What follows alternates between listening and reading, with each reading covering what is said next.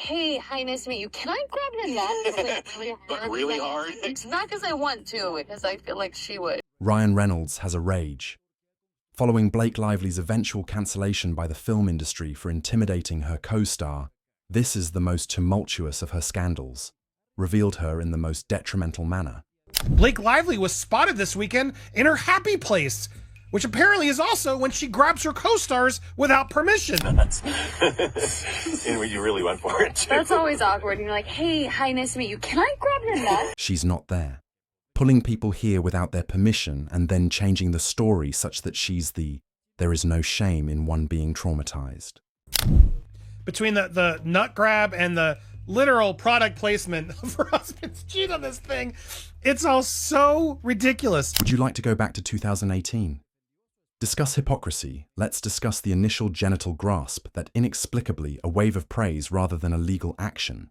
Blake cannot claim to be a victim of sexual misconduct on the set of a movie while she openly brags about the unscripted sexual misconduct that she partakes in when she's on the sets of movies. That's exactly what she's done. On the commentary track on Blu-ray for a Just Give Blake Lively a Favor, boasts about snatching Henry, her co-star. Oh, and Golding's crotch wasn't in the yes, she improvised that from the script. Not Blake Lively confessing to grabbing her co-star's nuts because she felt like that's just what her character would do. On the recording, she asked, "Can I grab your nuts?" Not because I feel like it, but because I want to, please pardon me, as my character would say. That's not acting like a straight person. Escalating harassment at work with additional boldness, and rather than anyone stepping in and stating, "Blake, perhaps don't attack your colleagues," Paul, the director, dismisses it as wonderful improv and laughs it off. No boundaries, no intimacy coordinator, merely traditional HR infractions. Pretending to be eccentric Blake energy. Thanks for showing her, This right? is one of my favorite additions that you came up with. I think it's nuts. And when you really went for it. That's always awkward. And you're like, hey, hi, nice to meet you. Can I grab your nut? It's like really hard. But really hard? It's not because I want to, because I feel like she would. And Henry, poor Golding, is clearly simply sitting there, uneasy, most likely praying the commentary ends before he is questioned. How this man's physique actually felt to him, language could have produced its own restraining order, although he was aware of the strategy: avoid upsetting anyone by smiling and nodding. The conclusion because Blake Lively gets laughed at instead of being cancelled.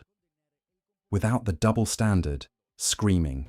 She is speaking with Paul Feig, who's the director of the movie, and he's basically complimenting her for coming up with this little improv move of grabbing her co-star's private parts, which you can see right here in a still, and she's laughing about it, and then he laughs as Paul Feig does. He's like, it does. If a male performer had entered a set, fixed his gaze on his female co-star, and said nonchalantly, "Hey, nice to meet you. Would you mind if I quickly grabbed your crotch?" Only for the persona his profession would have left before lunch was cancelled. Revocation of blacklisted press excursions. I want dividends. Yeah, I don't think he's kidding. He deserves dividends, and Henry Golding's face says it all. Between the nut grab and the literal product placement of her husband's cheat on this thing, it's all so ridiculous. However, Blake She correctly promotes her husband's gin brand. After and continues to laugh at this woman's sexual harassment is being transformed into an advertisement. She just can't help herself. And to see that she's willing to do that, she'll grab him. March 30th. In 2025, Blake Lively made the decision to, in an attempt to appear empathetic, she waltzed into a donut shop in Connecticut, decked appearing as though she is filming a pastry-themed, pretending to surprise admirers with a Vogue cover, while trying to chuckle and act as though it's capable of operating a mixer the size of a tiny vehicle, and everything that's right in the midst of her civil rights complaint, where she states outright that she was devastated to leave her home. But something happened to Blake, and by 2024, she was clutching her pearls. She was clutching her purse. She just needed nobody to say anything to her ever out of character or anything, because she moved to file a civil rights complaint in California because Justin Baldoni stepped out of character when they were filming a slow dancing scene. That's correct. You're too traumatized to stroll along the street, but refrain from too traumatized to pick up a whisk and put on high-end shoes for a posed bakery picture.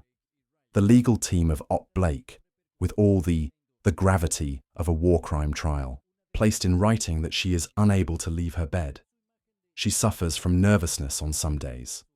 Sadness and dread are essentially one step away from requiring an emotional support team of 247. While she's fought to maintain her personal life, business interests behind closed doors, she has suffered from grief, fear, trauma, and extreme anxiety. She's also been experiencing repeated painful symptoms. Anyway, I don't want to say she's not suffering. Whatever. The reality is, this doesn't help your case. However, when a camera is present, all of a sudden, she has a PR and is Betty Crocker. Twist simply baking away her anxiety guess, and naturally, let's bring in Leslie Sloan. The headlines her publicist is pushing. Blake appeared in a People magazine. Extremely joyful state of mind, since nothing screams like a blazing puff of deep trauma.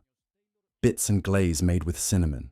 Like, humble myself a bit, and guess what she's doing? She's baking. This is the headline that ran. Blake Lively surprises fans by working behind the counter at a Connecticut donut shop.